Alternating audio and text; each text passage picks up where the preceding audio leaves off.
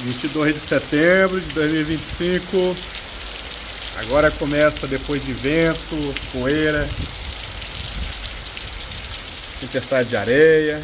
Agora chega a tão querida chuva que os sitiantes e fazendeiros vêm pretendendo há muitos dias, né? Vocês podem estar conferindo aí as pastagens todas secas, né? E algumas localidades, alguns animais já morreram com a seca, e agora a chuva chegando aí para que a chegada da primavera seja abençoada neste momento. Aqui no distrito de Arapuá, em Três Lagoas, Mato Grosso do Sul.